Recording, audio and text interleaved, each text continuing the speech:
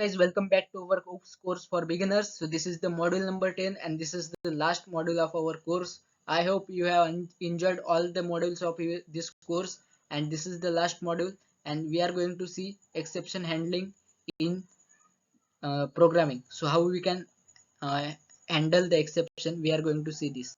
Okay, so first of all, what is exception handling, or we are going to see introduction to exception handling. So exception handling is a crucial concept in programming.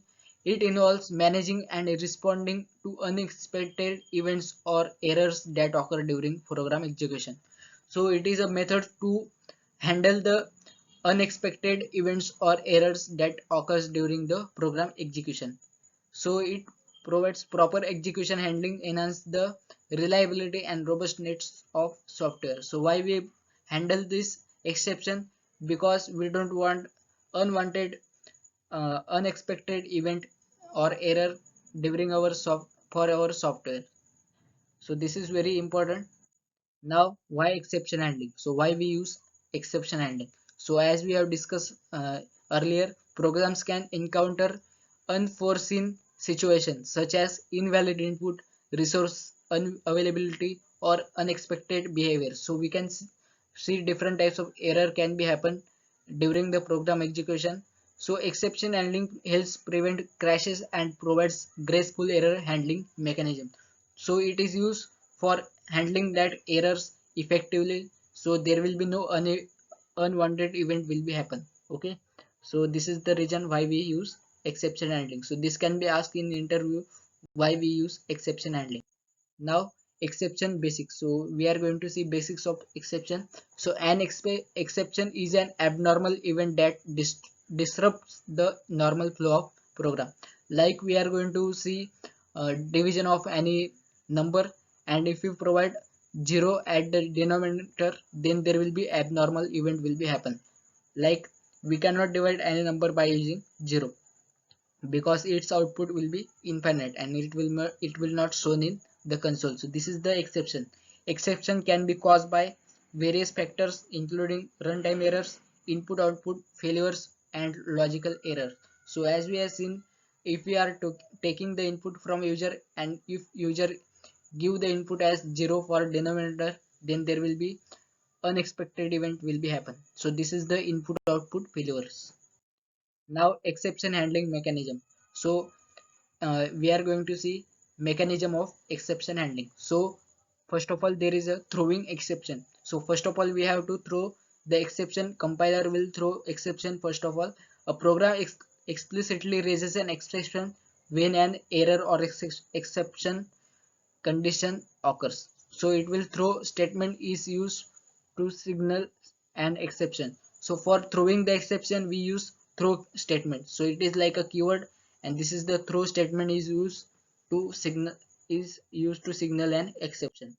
So now second one is catching exception. When we throw an exception, then there must be a catcher. So catch statement will catch the exception. So code that might raise exception is enclosed in a try block. Associated class block catch blocks handle specific type of exceptions. The program continues to execute after the catch block. So this is the catch block. It will catch the exception, and after that there is a last block. This is the optional block. So finally means it is an optional block, and it can be used to ensure that certain code execute regardless of whether an exception occur. So when we throw an so when a exception is happen, the throw keyword throw statement will throw the exception, and then catch will be accept or catch that exception. But if there is no exception is happened, then these blocks will not be executed. But finally block is different from that. So finally will execute at any condition. If exception happens, it will execute and give the output.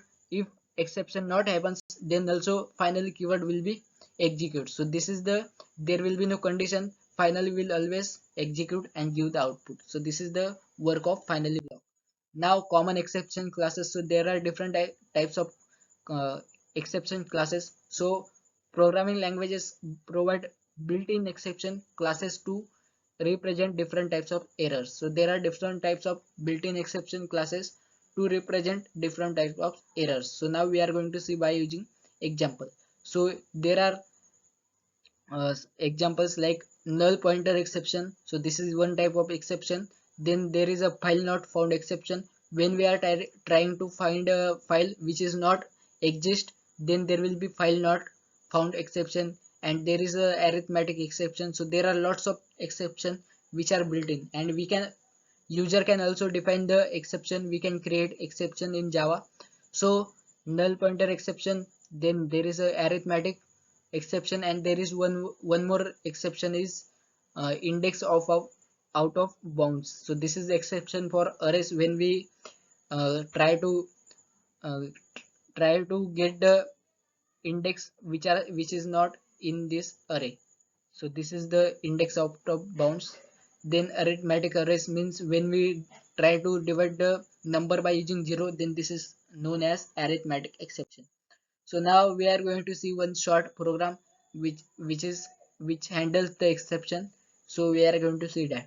So first of all, we have provided one class, public class. We have created this class name is class short exception handling. So this is the class. Then we have given the public static void main. So this is the main method.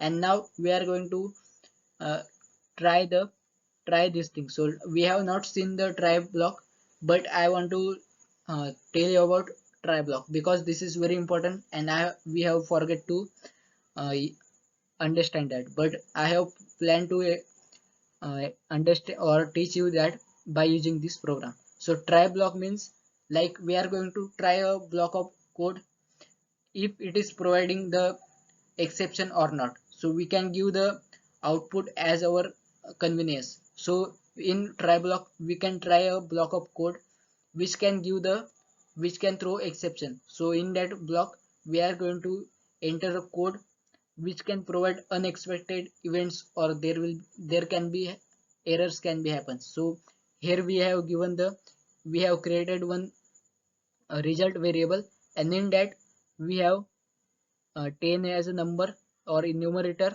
and we are dividing it by using 0.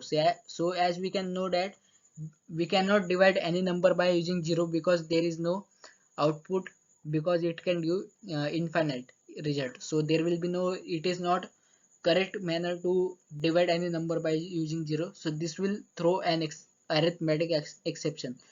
Now when it will, so it will, what it will do, it will throw an exception, and catch block will catch the exception. So catch keyword or catch statement is used to catch the exception. Now this is the exception, and this is the name of exception. So we have given E as exception. So this is also a built-in method. Now we are going to print the output as our convenience. So as per our need, we are going to print the message. So now we are going to print an exception occur, and space we are going to use this method e dot get message. So e is the name of our exception, and get message means we are going to get the message of that uh, exception. So the name of that exception is arithmetic exception. So what will be printed here, an exception occurred, and in space it will output as arithmetic exception. Okay, so this is the program. We have used try block, catch block. We don't use the throw block, and we have not used finally block, but this is the optional block. Okay, now we are going to see advantages or benefits of exception handling. So it provides graceful error handling, it provides debugging, it provides maintainability, it provides fail-safe execution. So these are the benefits of exception handling. Now at the end we are going to summarize our session, what we have seen in our this presentation. So first of all, we have seen introduction of exception handling, then we have seen characteristics of exception handling, then we have seen try, catch, finally block, then we have seen implementation of this exception handling by using one short program, then we have seen advantages and application of our exception handling.